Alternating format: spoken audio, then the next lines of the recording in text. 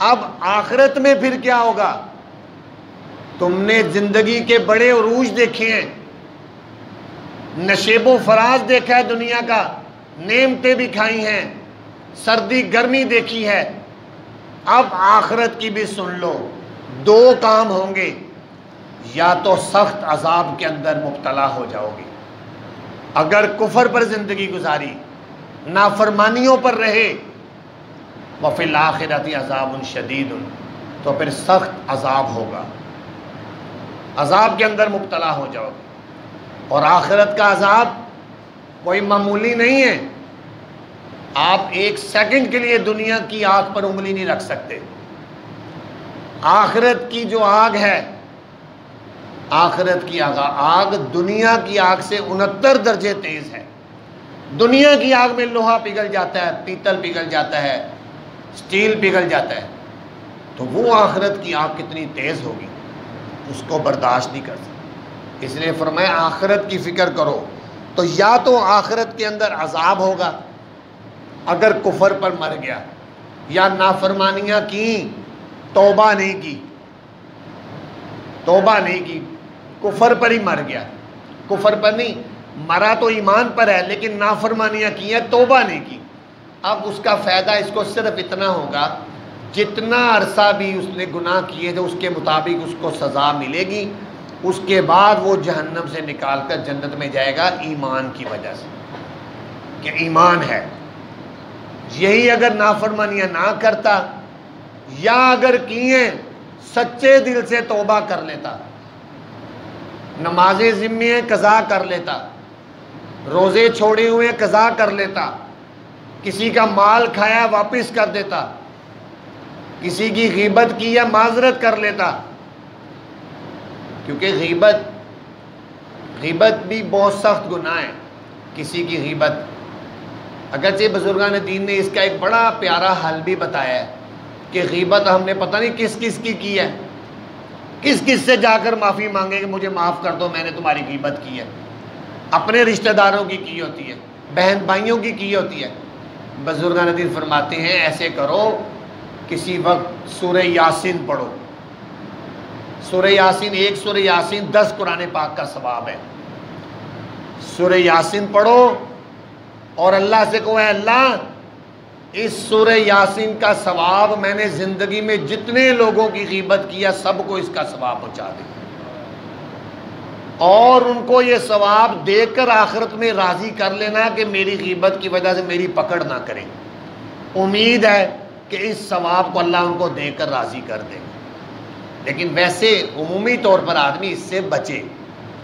تو اس طرح گناہوں کی وجہ سے عذاب ہوگا، لیکن ایمان کی وجہ سے ایک نہ ایک دن نکل آئے گا جہنم سے، لیکن کافر ہمیشہ ہمیشہ جہنم میں رہے گا۔ اچھا، اگر کوئی مسلمان دنیا سے گیا ہے تو فرمایا وَمَغْفِرَةٌ مِّنَ اللَّهِ وَرِضْوَانٌ، بخشش ہوگی اللہ کی طرف اور اللہ کی رضامندی ہوگی۔ مسلمان ہے، اللہ کا فرما بردار بندہ ہے، تو پھر اس کی آخرت کے اندر بخشش اور اللہ کی رضامندی اس کا استقبال کرے گی، فرشتے خوش ہوتے ہیں۔ کتنا اچھا انسان آج آخرت میں آیا ہے۔ آخرت کے جہان میں جب قدم رکھتا ہے نیک انسان، آخرت کی دنیا میں ایک ہلچل مچ جاتی ہے، اس قبرستان کے مردے خوش ہوتے ہیں، کتنا اچھا انسان آج ہمارے قبرستان میں آیا ہے۔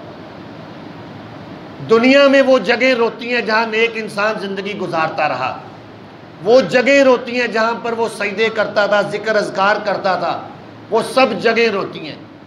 آسمان کے اندر سے جہاں سے اس کا رزق آتا تھا، جہاں سے اس کے نیک اعمال جاتے تھے، وہ جگہیں روتی ہیں کہ اب اس نیک آدمی کے اعمال ہمارے پاس نہیں آئیں گے۔ تو اللہ تعالیٰ فرما رہے ہیں کہ دیکھو، فکر کرو، سوچو، یہ دنیا کی زندگی کی اسٹیجیں گزر کر بالآخر انجام یہ ہے، انجام یہ ہے۔ اور فرمایا وَمَا الْحَيَاةُ الدُّنْيَا إِلَّا مَتَاعُ الْغُرُورِ، نہیں ہے دنیا کی زندگی مگر دھوکے کا سامان، یہ دھوکے کا سامان ہے، اس میں دل مت لگانا، اس کے دھوکے میں نہ آنا. اور فرمایا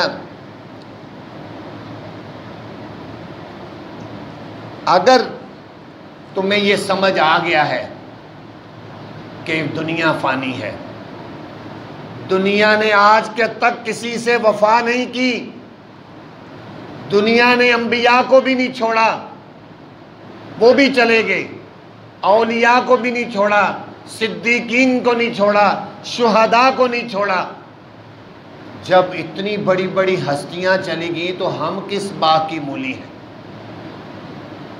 ہم کس بات کی مولی ہیں؟ ہم نے بھی جانا ہے. لہذا فرمایا پھر یہ کرو، سابقوا الی مغفرۃ من ربکم وجنۃ عرضھا کعرض السماء والارض. جلدی کرو، سابقوا کا معنی جلدی کرو بخشش اپنے رب کی حاصل کرنے کی طرف، وجنۃ اور جنت حاصل کرنے کے لیے جس کی چوڑائی اتنی ہے جتنی آسمان اور زمین کی چوڑائی ہے. جلدی کرو، اللہ تعالیٰ فرما رہے ہیں. توجہ سے سنیں، اللہ تعالیٰ کہہ رہے ہیں جلدی کرو، دیر مت لگاؤ. دیر کرو گے اپنا نقصان کرو گے. جب پانی سر سے گزر جائے گا پھر پچھتائے کیا بنے جب چڑیاں چوکی کھیت. اگر کسی انسان کو پتہ چل جائے تمہارا 1 ہفتہ رہ گیا ہے، ایسے اللہ تعالیٰ نے آج تک کسی کو نہیں بتایا کس کی موت کس وقت آئے گی. لیکن ایک سمجھانے کے لیے اگر فرض کرو کسی کو پتہ چل جائے ہفتہ رہ گیا ہے تو پھر وہ کتنی جلدی کرے گا نیکیاں کرنے میں، قرآن پڑھے گا، ذکر کرے گا، نمازیں پڑھے گا. لیکن یوں ہی سمجھو کہ تمہاری زندگی کا کوئی پتہ نہیں. جتنی اچھی سی اچھی کمپنی کی کوئی چیز بناتے ہیں، ہر کمپنی اپنی چیز کی کوئی نہ کوئی گارنٹی دیتی ہے. استری ہے، واشنگ مشین ہے، فریج ہے، اے سی ہے، اس کی کوئی گارنٹی ہے اتنے سال تک صحیح چلے گی. انسان ایسی مشین ہے جس کی کوئی گارنٹی نہیں ہے. رات کو سویا پتہ نہیں صبح اٹھتا ہے کہ نہیں، صبح کو گھر سے نکلا ہے پتہ نہیں واپس آتا ہے کہ نہیں. فرمایا اس لیے جلدی کرو اللہ کی بخشش حاصل. ایک مطلب تو یہ ہے کہ زندگی کا کوئی بھروسہ نہیں ہے، اس لیے جلدی کر لو. ہر شخص اپنی زندگی کو سوچ لے کہ میں اگر 40 سال کا ہوں، 45 کا ہوں، 50 کا ہوں، یہ نہ سوچے پتہ نہیں میرے 60 ہونے ہیں کہ نہیں. بس وہ تیاری رکھے کہ میں سفر کے لیے تیاری پر جانا ہے، میرا سفر ہے، اس کے لیے مجھے تیاری کرنی ہے. اور دوسرا مطلب یہ ہے جلدی کرو گا کہ اگر تمہیں اللہ نے صحت تندرستی دی ہے، ایسا نہ ہو کہ ان قریب کوئی ایسی بیماری تمہیں پڑ جائے کہ پھر تم عبادات بھی نہ کر سکو.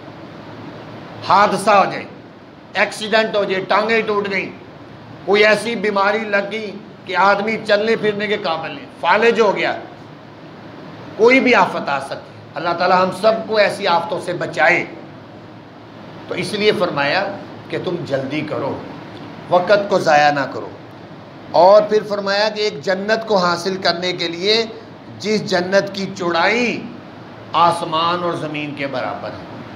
آسمان کتنا چوڑا ہے، کتنا لمبا ہے، کوئی پتہ نہیں، اس کا کنارہ ہی نہیں ملتا.